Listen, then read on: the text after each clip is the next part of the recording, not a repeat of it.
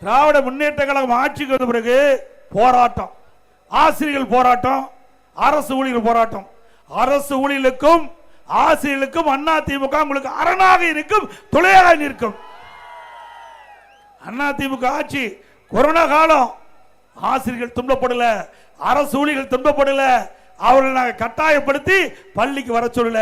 ஆனா திமுக ஆட்சியில கொஞ்ச காலம் கொரோனா முடிகின்ற தருவாயில எல்லா ஆசிரியர்களையும் பணியிடக்கு வர சொல்லி மன உளைச்சலுக்கு ஆளானாங்க. அதிமுக ஆட்சி அப்படி இல்லை. இன்றைக்கு அரசு ஊழியர்களை பாதுகாத்தது நம்ம அண்டை மாநிலம். நம்ம ஒட்டி இருக்கிற தமிழ்நாட்டை ஒன்றிருக்கின்ற அண்டை மாநிலத்திலெல்லாம் கொரோனா காலத்தில் சம்பளம் பிடித்தம் செய்யப்பட்டது. ஆனா அதிமுக ஆட்சியில் அரசு ஊழியர்களுக்கும் ஆசிரியர்களுக்கும் ₹1 கூட சம்பளம் பிடிக்கவில்லை. எண்ணி பார்க்க வேண்டும். இது உங்களுடைய அரசாங்கம், இது மக்களுடைய அரசாங்கம்.